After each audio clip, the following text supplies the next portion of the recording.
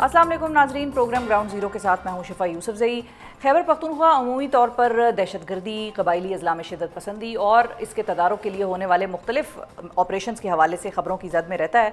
मगर इस साल का मानसून सीज़न खैबर पख्तूनख्वा के लिए अब तक एक बहुत बड़ी आजमाइश साबित हुआ है, जो कि बदस्तूर जारी है और इंसानी जानों के नुकसान और इंफ्रास्ट्रक्चर की तबाही के साथ साथ सूबे में रेस्क्यू और सैलाब मुतासरीन का बहरान एक खड़ा हो गया है। अगर 3 रोज़ कबल बुनेर की क्लाउड बर्स्ट और उसके नतीजे में आने वाले एक बड़े सैलाबी तबाही और 200 से ज़ायद इंसानी अमवात के साने का शिकार हुआ है बुनेर, तो आज ज़िला सवाबी जो है वो मानसून बारिशों और उसके नतीजे में होने वाली हलाकतों के निशाने पर आया है। और ताज़ा तरीन इतलात के मुताबिक सवाबी में क्लाउड बर्स्ट के बायस कई मकानात तबाह हो गए हैं, जबकि घर की छत गिरने के बायस ख़वातीन और बच्चों समेत 4 अफराद के हलाकत की भी खबरें जो हैं वो सामने आईं। डिप्टी कमिश्नर सवाबी ने इस बात की तस्दीक की है कि दालोड़ी गांव में क्लाउड बर्स्ट से कई घर डूब गए हैं और पहाड़ी इलाका होने की वजह से मुख्तलिफ मकामात पर जो लैंड स्लाइडिंग है वो भी हुई है। इसके साथ साथ ये इतलात भी आ रही हैं कि सैलाब में फंसे अफराद की एक बड़ी तादाद ने सवाबी के गदून इंडस्ट्रियल स्टेट एरिया की छतों पर पनाह ली हुई है। और इसके साथ साथ सवात में गुज़िश्ता 3 रोज़ की बारिशों के दौरान 400 मकानात और 124 तालीमी इदारों के मुतासर होने की इतलात सामने आई हैं। ताहम इंसानी जानों के ज़िया और इंफ्रास्ट्रक्चर की तबाही के लिहाज से बुनेर इस लिस्ट में सर फहरिस्त है कि जहाँ पर पूरे खैबर पख्तूनख्वा में होने वाली हालिया 325 हलाकतों में से 224 हलाकतें हुई हैं, जबकि अब भी 80 से ज़ायद अफराद के लापता होने का खदशे का इजहार किया जा रहा है। जबकि बाजौड़ में सैलाब से मुतासरा इलाकों में इमदादी कार्रवाइयों के लिए जाने वाला जो खैबर पख्तूनख्वा हुकूमत का हेलीकॉप्टर था वो भी गिरकर तबाह हो गया, जिसके नतीजे में 2 पायलट समेत अमले के 5 अफराद शहीद हुए। दूसरी जानिब NDMA ने मज़ीद क्लाउड बर्स्ट और बारिशों की पेशगोई करते हुए ये खबरदार कर दिया है कि 2 और मानसून स्पेल्स आ रहे हैं जो कि बहुत सख्त साबित होंगे और सितंबर तक सूरत हाल जो है वो मामूल पर आने का इम्कान है। पख्तूनख्वा में हालिया बारिशों के बाद अब इंफ्रास्ट्रक्चर की तबाही और सैलाब मुतासरीन को रेस्क्यू करने के हवाले से क्या सूरत हाल है और कौन से अहम चैलेंजेस दरपेश हैं, इस पर बात करने के लिए हमारे साथ मौजूद हैं provincial disaster management authority Khyber Pakhtunkhwa के डायरेक्टर जनरल असफंदयार खटक साहब। अस्सलाम वालेकुम खटक साहब। बहुत शुक्रिया सर, आपने वक्त निकाला। सबसे पहले तो हम बजाय इसके कि हम बात बुनेर की या बाजौड़ की करें, आज के ताज़ा वाक़े से शुरू करेंगे, सवाबी से, जहाँ पर के बड़ी तबाही जो है वो अब उसका खदशे का भी इजहार किया जा रहा है, हलाकतें भी हुई हैं। इस वक्त रेस्क्यू की सूरत हाल सवाबी में क्या है, और ये भी क्योंकि ख़बरें आ रही हैं कि गदून के इंडस्ट्रियल एरिया में जो इंडस्ट्रीज़ हैं उनकी छतों पर लोग चढ़कर इंतज़ार कर रहे हैं रेस्क्यू होने का, तो आप हमें इस हवाले से आज की ताज़ा तरीन क्या इतलात दे सकते हैं? बिल्कुल मैडम, ये दोपहर के टाइम ये इवेंट हुआ, चूंकि ये एक दूर दराज इलाका है, सवाबी का गदूम साइड पे पहाड़ी इलाका है। और अब एक्सेस होना, अभी जब हमारी रिसेंट बात हुई है तकरीबन 10 से 15 मिनट पहले, तो उस एरिया को एक्सेस कर लिया गया है जहाँ पे ये क्लाउड बर्स्ट हुआ है। इनिशियली जो अनकन्फर्म्ड है हमारी DC सवाबी से, और जो कमिश्नर मलाकंड रीजन है, कमिश्नर मर्दान रीजन, वो भी मौके पे मौजूद है। उनसे जब बात हुई तो अभी तक अनकन्फर्म्ड है, लेकिन 8 कैजुअलिटीज रिपोर्ट की जा रही हैं और तकरीबन 20 घर ऐसे बताए जा रहे हैं कि जो इस क्लाउड बर्स्ट के नतीजे में जो मलबा आया है उसके नीचे दब गए हैं। क्योंकि अच्छा। रोड नेटवर्क भी डिस्कनेक्ट था और साथ में वहाँ पे मोबाइल सिग्नल्स का थोड़ा सा प्रॉब्लम आ रहा है। हमारे DG रेस्क्यू जो है वो अपनी पूरी टीम के साथ वहाँ मौजूद हैं। साथ में हमारे एडिशनल डिप्टी कमिश्नर रिलीफ जो है वो भी मौके पे मौजूद हैं। हमारी आर्म फोर्सेस के जवान भी वहाँ पे मौजूद हैं, लेकिन थोड़ा सा हमारी ठीक है। कनेक्टिविटी का इशू आ रहा है, तो हमें सही इंफॉर्मेशन नहीं मिल रही। लेकिन जो अब तक लेटेस्ट इंफॉर्मेशन आई है उसमें 8 कैजुअलिटीज रिपोर्ट। ठीक है। अच्छा, अब ये बताइए कि जो अर्ली वार्निंग सिस्टम होता है PDMA का, उसके हवाले से मुख्तलिफ खबरें सामने आ रही हैं। किसी से हम सुन रहे हैं कि वो वार्निंग्स दी जा रही थी, अलर्ट्स भी जारी हो रहे थे, मेट ऑफिस तो बहरहाल अलर्ट्स जारी कर रहा था। तो आप लोगों का निज़ाम किस तरह से काम करता है, क्योंकि जहाँ पर एक हमारा इतना बड़ा इदारा ना पहुँच सके तो उन दूर दराज इलाकों में PDMA या मेट अलर्ट्स के पहुँचने की तस्दीक हमारे पास कैसे होती है? मतलब हम यहाँ से ऑफिस से तो हमने अलर्ट जारी कर दिया, लेकिन आया वो मकामी आबादी तक पहुँचा या नहीं पहुँचा, इस सवाल का जवाब हमें कैसे मिलता है? बिल्कुल मैडम, हमारा भी एक सिस्टम इस्टेब्लिश है जिसमें हमें पाकिस्तान मेट डिपार्टमेंट से और नेशनल डिजास्टर में हम उनको डिसेमिनेट करते हैं। हमारे हर डिस्ट्रिक्ट में डिस्ट्रिक्ट डिजास्टर मैनेजमेंट यूनिट है जिसको डिप्टी कमिश्नर हेड कर रहा होता है, और उसके नीचे फिर अपने सब जो कमेटीज हैं जिसमें असिस्टेंट कमिश्नर उसको तहसील लेवल पे उसको लीड कर रहा होता है। चूंकि इस साल मानसून हमारे लिए बड़ा खतरनाक साबित हो रहा है हमारे सूबे के लिए, हमने एक अवेयरनेस कैंपेन चलाई और पर्टिकुलरली उन एरिया को जहन में रखा जो कि वल्नरेबल हैं, जहाँ पे कनेक्टिविटी का इशू है। हमने कम्युनिटी को अप्रोच किया, हमने मसाजिद में ऐलानात करवाए, हमने मीटिंग की हुजरों में, चूंकि खैबर पख्तूनख्वा में अभी भी हुजरों का रिवाज है। हमने वहाँ पे थ्रू हमारे रेवेन्यू स्टाफ वहाँ पे जरगे मुनक्किद किए, वहाँ पे अवेयरनेस कैंपेन्स चलाई। लेकिन चूंकि ये एलिमेंट जो अभी क्लाउड बर्स्ट का है, इसको प्रिडिक्ट नहीं किया जा सकता। अब मलकंड रीजन में ये 7 डिस्ट्रिक्ट में क्लाउड बर्स्ट का एलिमेंट हुआ, और आज जो है बिल्कुल मर्दान डिवीजन में सवाबी जैसे इलाके में ये क्लाउड बर्स्ट का एलिमेंट हुआ। अच्छा, तो तो इसको प्रेडिक्ट करना खट्टर बिल्कुल। साहब, जो हम फ्लैश फ्लड्स के बारे में तो बात होती है और उसके बारे में खैबर पख्तूनख्वा अक्सर उसका निशाना भी बनता है, क्या हम क्लाउड बर्स्ट को किसी तौर पर एंटिसिपेट नहीं कर सकते? हमारे पास कोई मैकेनिज़्म ऐसा नहीं है, चाहे मेट ऑफिस हो या चाहे हमारे एनडीएमए पीडीएमए के इदारे हों, कि जो ये बता सकते थे हमें कि क्लाउड बर्स्ट हो सकते हैं और उनका ये इम्पैक्ट होगा? ये चीज़ नहीं है हमारे पास इस वक्त सहूलत? मैडम, एक्यूरेसी के साथ आप बिल्कुल इसको, पूरी दुनिया में ये सिस्टम नहीं है कि आप क्लाउड बर्स्ट को एक्यूरेसी के साथ प्रेडिक्ट कर सके। हमें जो अच्छा, पाकिस्तान मेट की तरफ से एडवाइजरीज आती हैं उसमें रीजन वाइज या डिस्ट्रिक्ट वाइज उसमें मेंशन होता है कि इस डिस्ट्रिक्ट में या आया एवरेज बारिश होगी, बिलो एवरेज बारिश होगी या हैवी रेन होगी। ठीक है। वो हमें हर जो मानसून का स्पेल आता है उससे पहले भी आती है, और फिर अगर कोई वेदर सिस्टम डेवलप होता है तो हमें एनडीएमए की तरफ से अलर्ट आना शुरू हो जाती है, और हमारी डिस्ट्रिक्ट एडमिनिस्ट्रेशन ऑन टोज है पूरे मानसून सीजन में। और जैसे ही हमें ये इंफॉर्मेशन मिलती है हम थ्रू व्हाट्सएप ग्रुप डिसेमिनेट करते हैं अपने डिस्ट्रिक्ट्स में, और वो फिर फर्दर नीचे डिसेमिनेशन ऐलानात के जरिए करते हैं। लेकिन मसला ये है, क्लाउड बर्स्ट को आप कहीं पे भी इसकी एक्यूरेसी के साथ इसको प्रेडिक्ट नहीं कर सकते। आप ये तो बता सकते हैं कि इन एरियाज में हैवी बारिशें हो सकती हैं, लेकिन हम किसी 2-3 किलोमीटर की बात नहीं करें, हम 100 किलोमीटर की भी बात, हजारों किलोमीटर पे हमारा, आपको पता होगा हमारा नदरन केपी जो है पहाड़ी इलाका है और हजारों किलोमीटर पे मुहित है। ठीक है। तो उन सब में ये इंफॉर्मेशन पहुंचाना, और फिर उसमें इसमें आप एवोकुएशन करेंगे, रीलोकेशन करेंगे, आप पूरे के पूरे गांव को, आप पूरे के पूरे शहर को रीलोकेट नहीं करा सकते। उसके लिए ना आपको टाइम मिलता है। क्लाउड बर्स्ट में आपके पास रिस्पांस टाइम बिल्कुल नहीं होते, ये 2-3 मिनट का ही पूरे आपका वो सिनेरियो होता है जो डेवलप होते हैं, 2-3 मिनट में तबाही फेर के चला जाता है। ठीक है। तो अब जाहिर है, अब ये तो हम उस तरह से बड़ा एक्यूरेटली नहीं प्रिडिक्ट कर सकते कि कब होगी क्लाउड बर्स्ट और किस इलाके में कितनी ज़्यादा होगी। लेकिन अब जो कि एनडीएमए से अलर्ट जारी हुए हैं, एडवाइजरीज आ रही हैं, वो ये हैं कि अभी 2 स्पेल्स, हेवी स्पेल्स रेनफॉल के, मानसून के, वो अभी आने हैं और सितंबर में ही जाके ये मामला जो है ये ज़रा कुछ सेटल डाउन होगा। तो अब जो अगले 2 स्पेल्स आने हैं उनके लिए हमारी प्रिपेयर्डनेस का क्या लेवल है? हम आम शहरियों को ये किस तरह से समझा रहे हैं कि भाई अगर इस किस्म की कोई सूरत हाल हो तो कहाँ पर ऐलानात होंगे और आप लोगों ने घरों से किस तरह से निकलना है, किस तरफ दौड़ना है? उनके लिए क्या पैगामात आप लोग दे रहे हैं और अपनी तैयारी आप लोगों की किस नौयत की है? बिल्कुल मैडम, हमारे 184 साइट्स जो हैं वो आइडेंटिफाइड है जहाँ पे एवाकुएशन सेंटर्स हैं। हमने इसको और भी स्ट्रेंथन किया। अभी हमारी एडवाइजरीज जा रही है, हमें अभी ग्लोव का अलर्ट आया है एनडीएमए से और पाकिस्तान मेट डिपार्टमेंट से। जो ग्लेशियर लेक आउटबर्स्ट है, हमारे तकरीबन 300 लेक्स जो हैं हमारे इस केपी के नजरा साइड पे हैं, और वहाँ पे ग्लेशियर्स है, और अब ग्लोव अलर्ट आया है तो हमने उसको भी डिसेमिनेट कर दिया है। हमारी पूरी कोशिश होती है एडवाइजरी में कि जिसमें ऐलानातों के जरिए मसाजिद में ऐलानात किए जाएं कि जो आबादी दरियाओं के या नालों के बिल्कुल नज़दीक है उनको बहुत मोहतात रहने की ज़रूरत होगी।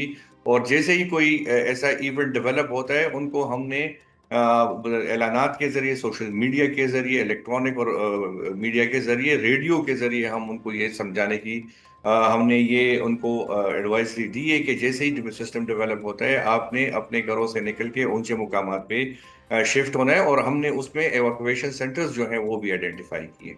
अच्छा, अब ये भी बताइए फाइनली कि 80 से ज़ायद लोगों के लापता होने की खबर सामने आ रही है बुनेर के इलाके से। تو اب ان لوگوں کے حوالے سے آپ لوگوں کی کیا اپنی اسیسمنٹ ہے؟ کیا وہ لوگ ڈوب گئے ہیں یا پھر مختلف عمارتوں کے نیچے دبے ہونے کا ان کا خدشہ آج بھی ہے؟ اور کیا عمارتوں کے نیچے ملبے کو ہٹا کر یہ دیکھا جا رہا ہے، میک شور کیا جا رہا ہے کہ کوئی زندہ تو نہیں اندر دبا ہوا، پھنسا ہوا؟ سو اس حوالے سے آپ کے پاس اطلاعات آ رہی ہیں اور آپ ہمیں کیا بتا سکتے ہیں ناظرین کو؟ بالکل میڈم، ابھی 5 باڈیز، ابھی جب ہمیں آپ کی پروگرام میں جوائن کر رہا تھا ہمیں رپورٹ آئی ہے کہ 5 باڈیز اور بھی ریکور ہوئی ہیں، اور ہمیں خدشہ ہے کہ 100 سے جو زیادہ لوگ ہیں وہ ابھی بھی ان کی لاشیں جو ہیں وہ ملبے کے نیچے ہیں۔ ریسکیو کا ایلیمنٹ، چونکہ اس ایونٹ کو 3 دن گزر گئے تو ریسکیو بالکل اور آپ اگر اس جگہ کو دیکھیں تو وہاں پہ اتنے بڑے بڑے پتھر، بولڈرز اور ملبہ آیا ہے کہ وہ 3-4 فٹ، کئی پہ 6-7 فٹ تک بھی ہے، تو اس میں کسی زندہ بچ جانے کی امید بالکل میرے خیال میں کم ہی ہے۔ لیکن جہاں پہ سرچ آپریشن ہے کہ ان کی باڈیز کو ریکور کیا جائے تاکہ ان کے لواحقین کو بھی تھوڑا سا صبر ملے، اور تو وہ سرچ آپریشن جو ہے وہ ابھی بھی منیر میں جاری ہے۔ اس میں ہمارے آرمی کے 3 انجینئرنگ کور کے 3 بریگیڈز جو ہیں وہ ہمیں سپورٹ کر رہے ہیں۔ ہمارے پورے جو ارد گرد کے اضلاع ہیں وہاں سے ہم نے CNW کی پروونشل ہائی ویز کی مشینری کو جو ہے وہ ہم نے موو کیا ہے۔ پورا علاقہ جو جہاں پہ ایکسیسیبلٹی نہیں تھی ہم نے اس کو ایکسیسیبل بنا دیا ہے، اور پورے زور شور سے جو سرچ آپریشن ہے وہ ٹھیک ہے، ابھی بھی شروع ہے۔ ساتھ ہی ہم نے جو میڈم ریلیف آپریشن ہے وہ بھی ہم نے شروع کر دیا ہے۔ ہمارے BDMA کی طرف سے 91 ٹرکس کا سامان جو ہے وہ ان اضلاع میں پہنچ گیا ہے، اور ڈسٹریبیوشن اس کی شروع ہے۔ آج ہم نے جو ڈیتھ کمپنسیشن تھی اس کا بھی تمام ڈسٹرکٹس میں جو ہے ہم نے ان کے لواحقین کو ہم اس کو کمپنسیٹ تو نہیں کر سکتے، لیکن یہ پھر بھی ہے کہ ان کو تھوڑا سا چونکہ ان کے گھر تباہ ہو گئے تو تھوڑا سا ان کو ایک سارٹ آف ہیلپ مل جائے گی۔ تو ہم نے اسپیشل کمپنسیشن دیے 20 لاکھ روپے وزیر اعلیٰ صاحب کے کہنے پہ ہم نے ان کو ڈسٹریبیوٹ کرا دیے، اور اچھا، یہ اور یہ پروسیس بتا سکتے انشاءاللہ۔ ہیں کوئکلی خٹک صاحب کہ کتنے لوگ ایسے ہیں جو آپ لوگوں کے سینٹرز میں جن کو آپ لوگوں نے ٹھہرایا ہوا ہے اب، اور جو بے گھر ہیں، متاثرین ہیں، سیلاب متاثرین؟ میڈم ہمارے KP کے بارے میں مشہور ہے کہ ہم مہمان نواز ہیں، تو جتنے بھی یہاں پہ جن کے گھر تباہ ہو گئے ان کو ہوسٹ کمیونٹیز نے ان کو اپنے گھروں میں اچھا، پناہ دی ہے۔ سچ ہمیں کیمپ بنانے کی ضرورت پیش نہیں آئی۔ ہم ان کو راشن دے رہے ہیں، ڈرائی راشن دے رہے ہیں، خوراک دے رہے ہیں، لیکن ہوسٹ کمیونٹیز ان کو ہیلپ آؤٹ کر رہے ہیں، اور انہوں نے اپنے گھروں میں پناہ دی ہے ان کو۔ ٹھیک ہے، بہت شکریہ ادا کریں گے اسفندیار خٹک صاحب۔ ناظرین، PDMA کے DG ہمارے ساتھ ہیں اور ساری صورتحال سے آگاہ کر رہے تھے۔ پروگرام کے پہلے حصے میں تو ہم نے آپ کے سامنے سوابی، بنیر اور سوات سمیت خیبر پختونخوا کے دیگر سیلاب متاثرہ حصوں کا ایک تفصیلی جائزہ پیش کیا، مگر صوبے میں یہ صورتحال آخر پیدا ہی کیوں اور کیسے ہوئی ہے، اور کلائمیٹ چینج کا کلاؤڈ برسٹ کی شکل میں اتنا شدید اثر خیبر پختونخوا پر کیوں نظر آ رہا ہے، یہ وہ اہم اور چھپتا ہوا سوال ہے جس پر پروگرام کے اس حصے میں ہم غور کریں گے اور اس کا جواب تلاش کرنے کی کوشش کریں گے۔ خیبر پختونخوا میں موسمیاتی تبدیلی کے اثرات سنگین ہونے کی ایک اہم ترین وجہ وہاں کے جنگلات میں تیزی سے ہوتی کمی بتائی جا رہی ہے، اور تازہ ترین اعداد و شمار کے مطابق خیبر پختونخوا میں 1992 سے لے کر 2024 تک جنگلات کا رقبہ 18% تک کم ہو چکا ہے، جبکہ خیبر پختونخوا جنگلات کے کم ہونے کی سالانہ شرح 1.5% ہے، جو کہ جنوبی ایشیائی خطے میں سب سے زیادہ ہے۔ پاکستان فارسٹ انسٹیٹیوٹ کے مطابق پاکستان سمیت خیبر پختونخوا میں ہر سال 8,000 ہیکٹر جنگلات کا رقبہ کم ہو رہا ہے، جبکہ مالاکنڈ اور ہزارہ ریجن میں گزشتہ 2 دہائیوں کے دوران جنگلات کا رقبہ کم ہونے کی سالانہ شرح 25% ہے۔ سرکاری دستاویزات کے مطابق چترال میں 1992 سے 2009 کے درمیان 3,700 ہیکٹر سے زائد جنگلات ختم ہو چکے ہیں، اور ماہرین خبردار کر رہے ہیں کہ 2030 تک ان جنگلات میں مزید 23% کمی متوقع ہے۔ خیبر پختونخوا میں جنگلات کا رقبہ کم ہونے کی ایک اہم ترین وجہ لکڑی اور جنگلات کا ٹمبر مافیا کے ہاتھوں کٹائی ہے، اور اس حوالے سے ارندو گول کے علاقے میں لکڑی کی چوری کے دوران 16 لاکھ اسکوائر فٹ لکڑی غیر قانونی طور پر کاٹے جانے کا بہت ذکر ہو رہا ہے، جو کہ پاکستان کی تاریخ کا سب سے بڑا لکڑی چوری کیس یا اسکینڈل کہا جا سکتا ہے اس کو۔ کالام سوات میں 1980 اور 1990 کی دہائی میں بڑے پیمانے پر لکڑی کاٹنے سے دریائے سوات کی جو کیچمنٹ ایریا ہے اس کو شدید نقصان پہنچا، جس نے 1992 اور 2010 کے سیلابوں کو مزید تباہ کن بنا دیا تھا۔ خیبر پختونخوا میں لکڑی چوری اور جنگلات کی غیر کٹائی کا ایشو کتنا سنگین ہو چکا ہے، اور اس وجہ سے بنیر، سوابی اور سوات میں آنے والے کلاؤڈ برسٹ کا ٹرینڈ کیوں بڑھ رہا ہے، اس حوالے سے گفتگو کرنے کے لیے ہمارے ساتھ موجود ہیں خیبر پختونخوا کے سابق چیف فارسٹ کنزرویٹر جو کہ 35 سال تک اس عہدے پر فائز رہے ہیں اور علی گوہر خان صاحب، جبکہ ہمارے دوسرے مہمان ہیں خیبر پختونخوا کے ایک سابق سینئر بیوروکریٹ جنہوں نے گلگت بلتستان میں بطور چیف سیکرٹری بھی کام کیا ہے اور خیبر پختونخوا کے ایشوز پر بڑی گہری نظر رکھتے ہیں، شکیل درانی صاحب۔ السلام علیکم جی، آپ دونوں کا بہت شکریہ، آپ دونوں نے وقت نکالا پروگرام کے لیے۔ سب سے پہلے تو آپ سے میں آغاز کرنا چاہوں گی سر کہ یہ جو ڈیفارسٹیشن کا ایشو ہے اور جو میں نے اعداد و شمار بتائے، یہ کتنا سیریس ہمارا چیلنج ہے، اور خیبر پختونخوا کی جب ہم بات کرتے ہیں تو یہ تو وہ صوبہ ہے جس نے بلین ٹری سونامی اور 10 بلین ٹری سونامی، تو ہم تو سمجھ رہے تھے جنگلات لگ رہے ہیں، یہ تو کہانی کچھ اور بتا رہے ہیں یہ جو اعداد و شمار ہے۔ ایسے ہے نا جی، thank you for having me on the show. ایسے ہے کہ ہمارا جو صوبہ ہے اس نے پلانٹیشن سائٹ پہ خاصا توجہ دیا ہے۔ خیبر پختونخوا میں آپ کسی بھی روڈ پہ، ہزارے میں کسی بھی روڈ پہ یو فالو اینی روڈ اور آپ ارد گرد دیکھیں تو آپ کو ینگ پلانٹیشنز ملیں گی بے تحاشا۔ اسی طرح سوات میں، اسی طرح دیر میں، تو خیبر پختونخوا میں جو ینگ پلانٹیشنز ہیں اس پہ کافی کام ہوا ہے۔ اور پھر بلین ٹری سونامی ایک بہت بڑا ایک لینڈ مارک پروجیکٹ تھا جو کہ خیبر پختونخوا نے انیشیٹ کیا، اور پھر دوبارہ بھی 10 بلین پہ چلا گیا ہے جو کہ پورے ملک نے اس کو اڈاپٹ کیا ہے۔ پہلا جو بلین ٹری سونامی پروجیکٹ تھا اس کو ٹوٹلی صوبے نے اپنے فائنانس سے اس کو فائنانس کیا، اور وہ اس میں انہوں نے اس پروجیکٹ کو پایہ تکمیل تک پہنچایا۔ لیکن ساتھ ساتھ اس کے ساتھ چونکہ غربت بہت زیادہ ہے، لوگوں کی لالچ بڑھتی چلی جا رہی ہے، گورنمنٹ کی ایوانوں میں جو ایروژن ہے وہ بھی جاری ہے، اسی طرح جو بیوروکریسی ہے، اسی طرح جو ہماری ٹیکنیکل ڈپارٹمنٹس ہے اسی طرح وہ بھی ایروڈ ہوتے جا رہے ہیں۔ تو جو ہمارے میچور فارسٹ ہیں جس کے 100 چھور ہیں، جس کے ہر جگہ لوگ توقع رکھتے ہیں کہ اگر میرے گھر کے سامنے 20 30 40 50 ہزار کا ایک درخت کھڑا ہے تو کیوں نہ میں اس کو کاٹ کے مارکیٹ میں بیچ دوں تاکہ میرے بچوں کے کام آ سکے۔ تو جو میچور فارسٹ ہیں وہ کم ہوتے چلے گئے اور اس پر لوگوں نے ہاتھ صاف کر دیے مختلف جگہوں پہ، جس کی وجہ سے جو ہمارے اوپر جو ہائی ریچز ہیں وہ جگہ بیرن ہوتے گئے۔ اچھا، اور اگر آپ کے چونکہ میچور ٹریز آپ نیچے سے لوگوں نے شروع کیا، آگ اوپر جاتے گئے، اور سب سے زیادہ جو میچور ٹریز تھے وہ اوپر ریچز میں تھے، تو اس تک لوگ پہنچے اور وہ میچور ٹریز اس میں سے نکلتے گئے۔ فارسٹ ایسا ہے نا کہ فارسٹ ایک نیچرل فینامنا ہے اور فارسٹ کبھی ختم نہیں ہوتا۔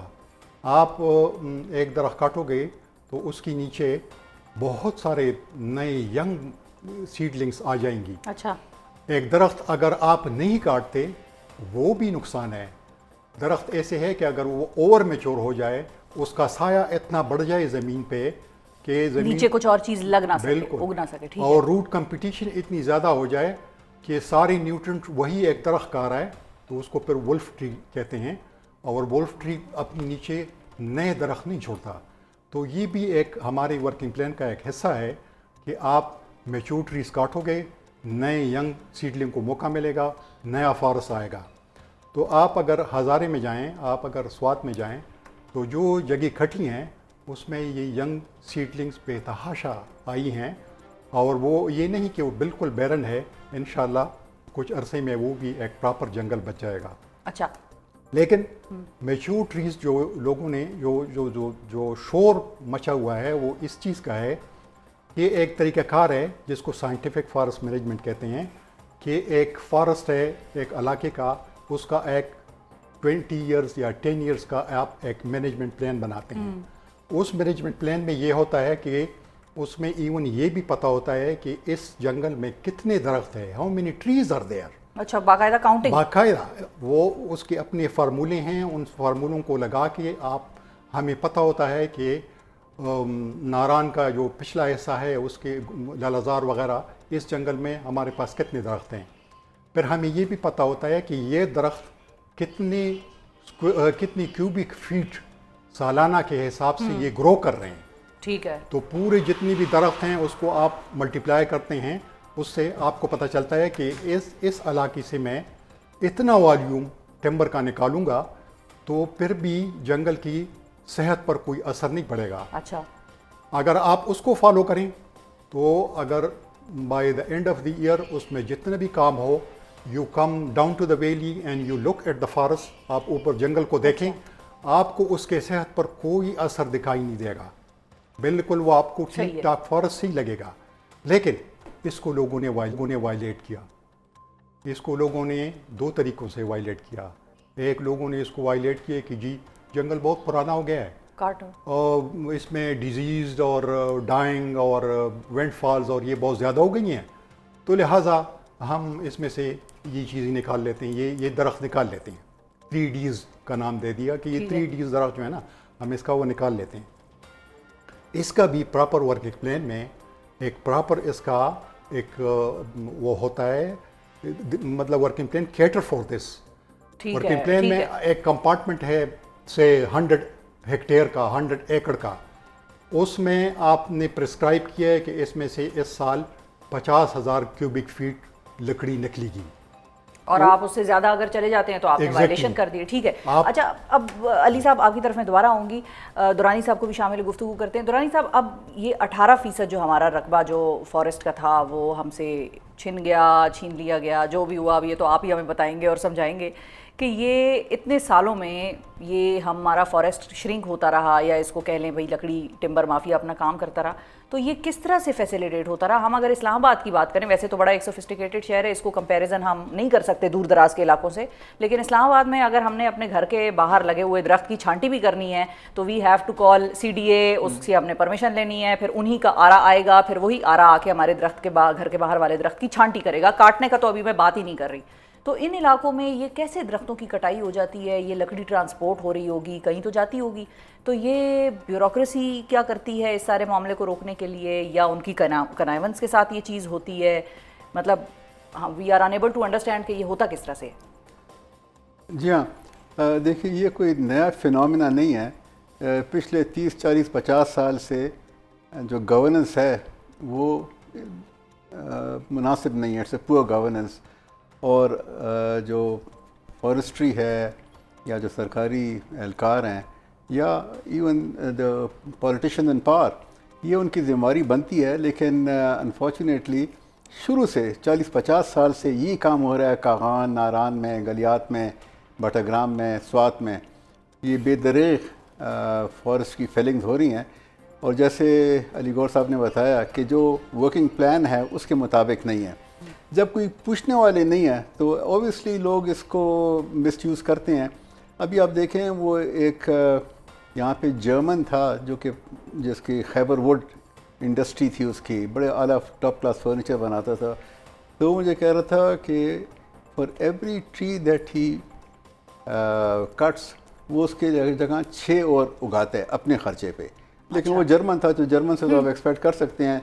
हमारे जो ठेकेदार थे उनमें से पॉलिटिशियन ज़्यादा थे, उनसे कोई पूछने वाला नहीं था, जिसकी वजह से ये दरख्तों की और फॉरेस्ट की एक्सट्रीम वो कटिंग्स हुई हैं। अभी चित्राल की बात करेंगे, चित्राल में जो बरीर और बम्बुरेत वो कलाश एरिया है, वहाँ पे दरख्त ज़्यादा काटे जाते हैं क्योंकि कलाश इज़ अ माइनॉरिटी, उनका वो न्यूसेंस वैल्यू नहीं है जो कि बाकियों को होता है, तो जिसकी वजह से उनके दरख्त ज़्यादा काटे जा रहे हैं। अभी अरंदू में जो काम हुआ है जिसमें 8 अरब रुपए का, वो उसकी वीडियोस भी 16 लाख, जी हाँ, वो है।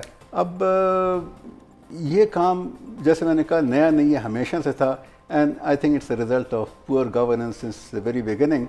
और पिछले कुछ सालों में KP में इन्होंने काफ़ी अच्छा काम किया है, जो बिलियन ट्रीज़ हैं वो भी लगवाए हैं। लेकिन जैसे अली गौर साहब कह रहे थे कि what you are cutting are mature conifers, junipers, pine trees, देवदार्स, and what you are जो आप प्लांट कर रहे हैं वो पॉपुलर है और यूकेलिप्टस है और इस किस्म के दरख्त हैं। तो नंबर्स तो शायद ज़्यादा हो जाएंगे, लेकिन जो क्वालिटी दरख्त हैं वो ओक हो गया, बर्च हो गया, वो उसकी कमी है। I think it's really a question of poor governance. اچھا اچھا علی گوہر صاحب، یہ بھی آپ سے پوچھنا چاہوں گی کہ ہم کیا ان کے جو درختوں کی کٹائی ہے اس کو روکنے کے لیے کوئی ماڈرن ٹیکنیکس یا ٹیکنالوجیز کا استعمال کر سکتے ہیں؟ مثال کے طور پہ آسٹریلیا کی اگر ہم بات کریں تو آسٹریلیا میں تو وہاں درختوں پر باقاعدہ QR کوڈز لگے ہوئے ہیں، اور ان فارسٹس میں، اور ان کا تو ظاہر ہے وہ تو خیر کیونکہ نیچرل آگ لگتی ہے اور وہاں پر وہ جو فائرز ہیں وہ اتنے زیادہ، ان کو اس سے بھی بچانا ہوتا ہے، اس کا بھی ڈیٹا رکھنا ہوتا ہے کہ ایک فائر نے کتنے درختوں کو ہمارے ڈیمیج کیا. سو اس کے لیے انہوں نے کیمراز لگائے ہوئے ہیں، سرویلنس ٹیکنالوجیز ہیں ان کے پاس، QR کوڈز ہیں، بھئی اگر ایک درخت کٹا ہے تو وہ فوراً ڈیٹا ان کا چلا جائے گا کہ بھئی یہاں پر کسی نے آ کے یہ درخت کاٹ دیا. سو ایسی کوئی چیز ہم یوٹیلائز کر سکتے ہیں؟ یہ جو ہمارے جو ورکنگ پلانز ہیں نا، یہ ریوائز ہوتے ہیں ہر 10 سال کے بعد، 15 ایئرس، 10 ایئرس، 20 ایئرس. تو جو پچھلا ورکنگ پلان کا جو پیریڈ ہوتا ہے نا، پھر اس کو اسیس کر کے پھر نیا ورکنگ پلان بنتا ہے. QR کوڈ تک تو ہم ابھی نہیں پہنچے، لیکن یہ ہے کہ آپ ایک مینجمنٹ پلان کا جو ٹینیور ہے، اس میں سے جب آپ دوسرے ورکنگ پلان پہ جاتے ہیں تو باقاعدہ مختلف ٹیمیں جا کے ان جگہوں پہ رہتی ہیں کئی مہینے. دے لیو ان دا فارسٹ، اور وہ پورا ایک مکمل ڈیٹا دوبارہ لے کے آتے ہیں کہ پچھلا جو ورکنگ پلان تھا وہ کتنا مفید رہا، اس میں سے کتنی کٹائی ہوئی، کتنی غیر قانونی ہوئی، کتنی تو یہ ساری چیزیں ہمارے ورکنگ پلان اس کو کیٹر کرتا ہے. صحیح ہے. لیکن اس کو ابھی تو آسان اس لیے ہو گیا ہے کہ آپ سیٹلائٹ سے اس کی تصاویر لے سکتے ہیں، اور اس کے ذریعے آپ دیکھ سکتے ہیں کہ جی فلانے فارسٹ میں اس کی ڈینسٹی کتنی کم ہوئی ہے. اگر اس کی ڈینسٹی ایک خاص فگر سے کم ہوئی ہے تو آپ کو پتہ چل جاتا ہے کہ جی اس میں کوئی ہینکی پینکی کوئی مسئلہ ہو گیا ہے. جو میں آپ کو دوسرا جو طریقہ جس سے جنگل تباہ ہوا، وہ وائلیشن جو ہے وہ میں آپ کو بتا رہا تھا کہ ورکنگ پلان کو چھوڑ کے انہوں نے ایک نیا طریقہ نکالا کہ جی ہمارے جو لوکل زمیندار ہیں، مثلاً الائی ویلی ہے، الائی ویلی میں فارسٹ کا ایریا ہے، اس کے نیچے پلین ایریا ہے جو کہ ایگریکلچر فیلڈز ہیں. اس میں جی لوگوں کے پاس، زمینداروں کے پاس ایگریکلچر فیلڈ میں بہت سے زیادہ درخت ہیں اور وہ سارے میچور ہیں، تو لہٰذا ہم اس کو کاٹتے ہیں. تو اتنی درخت کدھر ہیں؟ میں 1992 میں بٹاگرام میں رہا ہوں، I was governing Allai forest. اس وقت ہمیں مشکل سے ایگریکلچر فیلڈ میں کوئی میچور درخت ملتا تھا کہ ہم لوگوں کو دیں اور اپنے لیے کاٹ کے لے جائیں. تو آج کل 2025 میں اتنے سارے درخت کدھر سے آ گئے کہ ووڈ لاٹ کی صورت میں آپ نے ایگریکلچر فیلڈ سے اتنے سارے درخت کاٹے. ایکچولی لوگوں نے پرمٹ اس کا لے لیا اور پھر گئے اور پھر انہوں نے دوسرے جنگل کاٹ لیا، پروٹیکٹڈ فارسٹ کاٹ لیا، ڈیزگنیٹڈ فارسٹ سے وہ لکڑی پوری کر دی. تو یہ بھی وائلیشن ہوئی ہے. اور ورکنگ پلان کا جو میں کہہ رہا ہوں، ورکنگ پلان میں یہ ہے کہ آپ اگر کسی جنگل میں جاتے ہیں، اس کی مثلاً 2025 میں اس کی کٹنگ کا پیریڈ آ گیا ہے، تو آپ جاتے ہیں، اس کو دیکھتے ہیں، اس میں سے سب سے پہلے ڈیڈ ڈائنگ ڈیزیزڈ 3Ds کو فالو کریں گے اور ہٹا دیں گے. ٹھیک ہے. 50,000 فٹ والیوم اس میں پرسکرائب ہے، سب سے پہلے وہ آپ نکالیں گے. باقی جو بچے گا، باقی وہ آپ گرین ٹریز کاٹیں گے. ٹھیک ہے. تو یہ وائلیشن ہوئی. اور آپ کو لگتا ہے کہ جب سے آپ نے اپنی سروس کا آغاز کیا تھا اس وقت سے لے کے آج تک درختوں کی کٹائی زیادہ اور فارسٹ کی چھانٹی وغیرہ کم ہو گئی ہے؟ مطلب آپ کو لگ رہا ہے کہ ڈینسٹی کم ہو گئی ہے فارسٹ کی؟ ڈینسٹی ڈیفینیٹلی کم ہو گئی ہے. لیکن یہ ایک خاص ٹائم سے جو ہمارا ایکچوئل جو باس ہے نا فارسٹ ڈپارٹمنٹ میں، وہ سیکرٹری فارسٹ ہے. ہمارے ڈپارٹمنٹ کو ایک عجیب اس کی شکل کوئی عجیب بنا دی نا، اس میں تجربے کر کے چھوٹا سا ہمارا ایک ونگ تھا وائلڈ لائف کا. اب وہ بڑھتے اب پورا ڈپارٹمنٹ ہو گیا ہے. اب ہیبیٹیٹ ایک ہی ہے، جنگل ایک ہی ہے، اس میں وائلڈ لائف والے جو ہے نا وہ بھی اپنی کتابیں لے کے اور اپنے پرچے لے کے جا رہے ہیں، وہ بھی فیصلے کر رہے ہیں. ادھر سے فارسٹ والے بھی فیصلے کر رہے ہیں. اب پتہ نہیں چل رہا کہ بھئی پور گورننس ایز شکیل صاحب دورانی صاحب اختیار کس کے پاس ہے؟ اختیار کا ہی تو مسئلہ ہے نا اس وقت ملک میں ناظرین، اختیار کا شدید مسئلہ ہے. دورانی صاحب مجھے یہ بتائیں کہ ایک اور جگہ پر بھی جو فیڈرل گورنمنٹ ہے اس کا اختیار لگتا ہے. ابھی تو ہم صوبائی حیثیت میں بات کر رہے تھے کیونکہ صوبے کا ایک بڑا سیریس مسئلہ ہے، لیکن فیڈرل گورنمنٹ کا بھی ایک جگہ جو اختیار ہے وہ آ جاتا ہے اور وہ ہے سیکٹریز کی ٹرانسفر پوسٹنگ. اب اس وقت جو خیبر پختونخوا میں سیکٹری فارسٹ ہیں اس کے حوالے سے یہ بات کی جا رہی ہے کہ وہ بڑا اپرائٹ شخص ہے اور بڑا آنیسٹ آدمی ہے، اور چونکہ وہ ٹمبر مافیا کے راستے میں لکڑی کاٹنے کے خلاف ہے تو ان کی بھائی ٹرانسفر کرانی ہے اور ان کا تبادلہ جو ہے وہ اب اس پہ بحث مباحثہ چل رہا ہے. فیڈرل گورنمنٹ ان کو واپس بلا رہی ہے، خیبر پختونخوا کی گورنمنٹ کہتی ہے نہیں ان کو ہم چھوڑیں گے نہیں. تو اب یہ ٹرانسفر پوسٹنگ کا کیا سلسلہ، آپ اس کو کس طرح سے دیکھتے ہیں؟ ویسے جو اخباروں میں پڑھا ہے یا جو سوشل میڈیا پہ ہے وہ تو یہی ذکر ہو رہا ہے کہ جو ٹمبر مافیا ہے، اور اسپیشلی جب اس سیکٹری نے رندو میں جو انہوں نے 8 ارب روپے کے جو درخت کاٹے ہیں، and he didn't allow them, اس نے اس کو اجازت نہیں دی کہ آپ اس کو مارکیٹ تک لائیں. تو سننے میں یہ آیا کہ that could be a reason, لیکن یہ میرے خیال میں یہ اتنا سنگین مسئلہ تو ہے، لیکن this would be resolved quickly. Issue یہ ہے کہ وہ 8 ارب روپے کا وہ درخت کاٹے کیوں اس پہ سپرویژن نہیں تھی، کس کی اکاؤنٹیبلٹی نہیں تھی. تو اب اس معاملے میں اکاؤنٹیبلٹی ہوگی کس کی؟ مطلب ہو از ریسپانسبل فار، کس سے پوچھا جائے؟ تو یہ میرے خیال میں ابھی انہوں نے شاید کے پی گورنمنٹ نے اس پہ کوئی انکوائری وغیرہ بھی رکھی ہے. جی دیکھیں جی، لارجر پکچر جو ہے نا، let's look at the larger picture. Larger picture یہ ہے کہ آج کل یہ سیلاب کے اور کلاؤڈ برسٹ کے کانٹیکس میں یہ کہا جا رہا ہے کہ جو جنگلات ہیں، اور آپ نے بھی کوئی فگرز دیے ہیں کہ اس کا پروپورشن کم ہو رہا ہے، اربنائزیشن بہت بڑھ رہی ہے، جس کی وجہ سے 5 سے 8 ڈگری تک ٹیمپریچر رائز ہو گیا ہے. ابھی کدھر میں پڑھا تھا کہ لاہور میں آج سے 40 سال پہلے 30% آف لاہور ڈسٹرکٹ جو لاہور کا ضلع ہے وہ اربنائز تھا. آج 40 سال کے بعد 64% لاہور جو ہے وہ اربنائزڈ ہے. مردان میں پچھلے 40 سال میں تقریباً 30-35% اربنائزیشن بڑھ گئی ہے، اور یہ ہے at the cost of the green. جو گرین یوز ہے جس میں ایگریکلچر ہے، کلٹیویشن ہے، اور فارسٹ ہیں اور میڈوز ہیں، یہ گرین یوز جو ہے یہ گریجولی کم ہو رہا ہے. ابھی آپ اسلام آباد کے آس پاس دیکھیں، چاروں طرف سوسائٹیز بن رہی ہیں، اور آپ مری جائیں تو مری کے آدھے راستے تک انہوں نے جو سوسائٹیز ہیں اور ہلز انہوں نے لیول کر دی ہیں. ویری پاورفل پیپل، کوئی پوچھنے والا نہیں ہے. لیکن how can you do something like this? اس کی تو اجازت بالکل نہیں ہونی چاہیے. اب بات یہ جی کہ ایک بنیادی چیز یہ ہے کہ ہر ایک ملک میں ایک لینڈ یوز ریگولیشن ہوتے ہیں جو کہ پاکستان میں نہیں ہے، اور ہمارے نیبرز میں ہے، لیکن پاکستان میں لینڈ ریگولیشن نہیں ہے.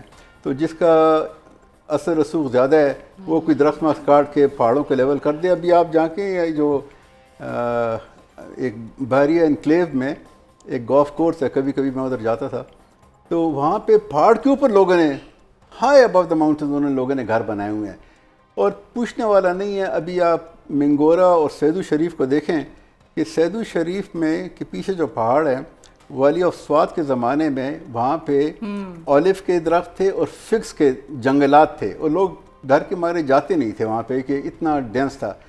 تو اس دن مجھے سوات جانے کا اتفاق ہوا، اور وہاں پہ لوگ اوپر جا رہے ہیں، پہاڑوں کے اوپر بنا رہے ہیں. میرے خیال میں اگلے 4 سال میں پیک تک پہنچ جائیں گے. یہی حال ایبٹ آباد کے ارد گرد جتنے وہ پہاڑ ہیں لوگ اس کے اوپر جا رہے ہیں، کیونکہ پوچھنے والا نہیں ہے، لینڈ ریگولیشن نہیں ہے. اور جو اتنا نقصان ہوا ہے بنیر میں اور پشاور میں اور سوات میں، یہ اس کی وجہ یہ ہے کہ جو نیچرل فلو تھا ریورز کا وہ آپ نے بند کر دیا ہے. اس اگین کوئی پوچھنے والا نہیں ہے اس میں. And rivers and nature are very unforgiving. وہ اپنا بدلہ لے گی. اگر لینڈ یوز ریگولیشن کریں کہ بھئی اس علاقے میں 5 سال 10 سال کے بعد فلڈز آ سکتے ہیں، یہاں پہ کوئی کنسٹرکشن نہ کرے، لیکن کیونکہ وہاں پہ ان کے پوچھنے والا نہیں ہے اور لوگ بھی پھر نہیں سمجھتے. ابھی بالکل سوات ریور میں جی دونوں طرف میکسیمم فلڈ لیول ہے، وہ مارکڈ ہے کہ میکسیمم فلڈ لیول سے نیچے آپ گھر نہیں بنائیں گے. لوگوں نے گھر بنایا ہے, لوگوں نے پگوڈاز اور دیواریں دریا کے اندر بنا دی ہیں. اور اچھا اس پہ عدالت نے اسٹے دے دیا, جب وہ انکروچمنٹ کا معاملہ ہوا تو اس پہ عدالتوں نے اسٹے دے دیا. تو کوئی پوچھنے والا نہیں ہے. شکیل درانی صاحب کا آج کا تاریخی جملہ یہ یاد رکھیں, یہ مسائل کی ہماری جو جڑ ہے نا وہ یہ ہے کہ کوئی پوچھنے والا نہیں. بہت شکریہ ادا کریں گے شکیل درانی صاحب, آپ کا آپ نے وقت نکالا. تھینک یو علی گور خان صاحب, آپ نے بہت انلائٹنگ گفتگو ناظرین ہوئی آج کے. ہم کوشش کہ ہم اس ایشو کو سمجھنے کی کوشش کریں, آپ کو بھی سمجھائیں اور تھوڑا پرابلم کی ڈیپتھ تک جائیں, سپرفیشل بات نہ ہو. سو آئی ہوپ کہ آپ لوگوں کو یہ سیگمنٹ سن کر کچھ معلومات ملی ہوں گی, میری بھی معلومات میں اضافہ ہوا. پروگرام میں ہم بات کریں گے ضلع باجوڑ کی, جو کہ 3 روز قبل تک تو دہشت گردی کے خلاف شروع ہونے والے ٹارگیٹڈ آپریشن کی, اور اس کے نتیجے میں 40,000 سے زائد IDPs کی وجہ سے خبروں کی زد میں تھا. مگر بنیر اور سوات میں سیلابی بارشوں اور کلاؤڈ برسٹ کی وجہ سے باجوڑ میں 21 سے زائد افراد کے ہلاک ہونے کی بھی افسوسناک خبر سامنے آئی ہے, جس سے وہاں پر پہلے سے موجود انسانی بحران مزید سنگین ہوتا نظر آ رہا ہے. جبکہ باجوڑ میں ہی ریسکیو آپریشن کے دوران صوبائی حکومت کا ایک MI-17 ہیلی کاپٹر بھی گر کر تباہ ہوا, جس کے نتیجے میں پائلٹ سمیت دیگر عملے کے 5 افراد کی شہادت بھی ہوئی.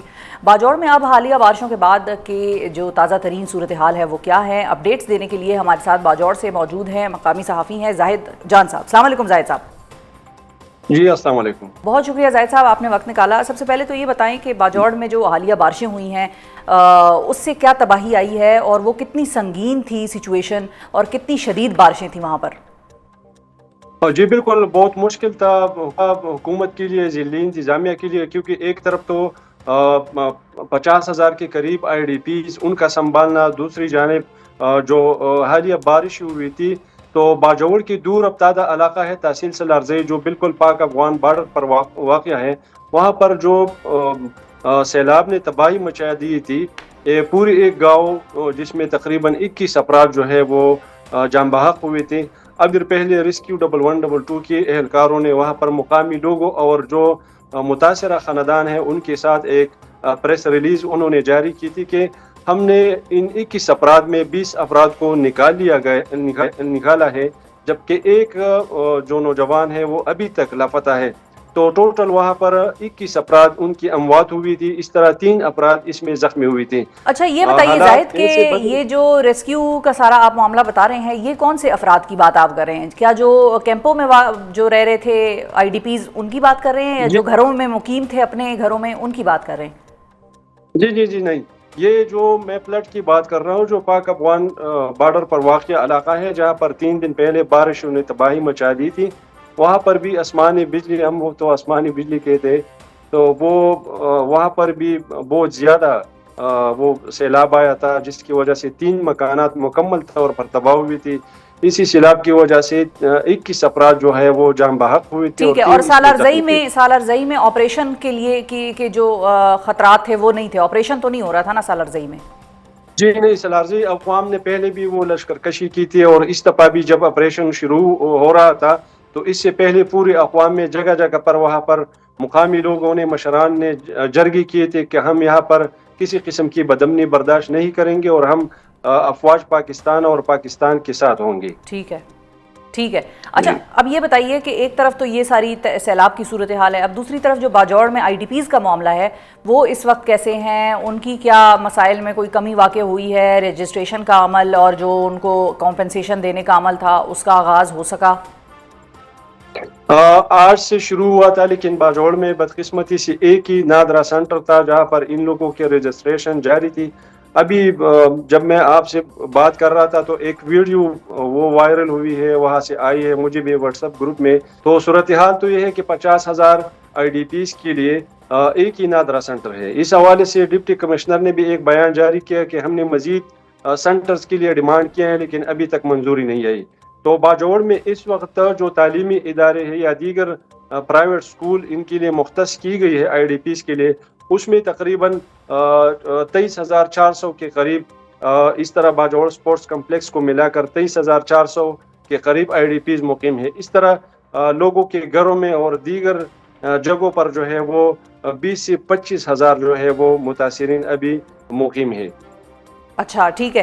اب یہ IDPs اس حوالے سے کیا بات کر رہے ہیں کہ IDPs کے بھی جو سپورٹس کمپلیکس میں جو کیمپ قائم تھا وہاں پر بھی بہت پانی آیا ہوا تھا, اسی طرح باقی بھی IDPs جہاں پر ٹھہرے ہوئے ہیں ان جگہوں پر بھی پانی اسی طرح آیا ہے سیلاب کا؟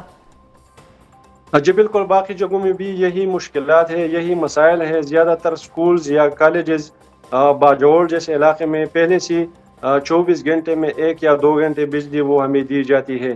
ابھی جب متاثرین ان سکولوں یا دیگر تعلیمی اداروں میں ان کو ڈالا گیا ہے تو وہاں پر بجلی استرافانی اور دیگر بہت زیادہ مشکلات ہیں، جس کے لیے آئے روز لوگ جو ہے وہ انتظامیہ سے اس طرح سیاسی مشران ان کو بار بار یہی احتجاج کر رہے ہیں کہ ہمیں بجلی مہیا کی جائے، ہمیں صاف پانی دیا جائے. ابھی تک ایسا کوئی بندوبست وہاں پر نہیں کیا گیا ہے. ٹھیک ہے. اچھا، اب آئی ڈی پیز کی ٹوٹل تعداد کے بارے میں آپ کیا بتا سکتے ہیں ہمیں؟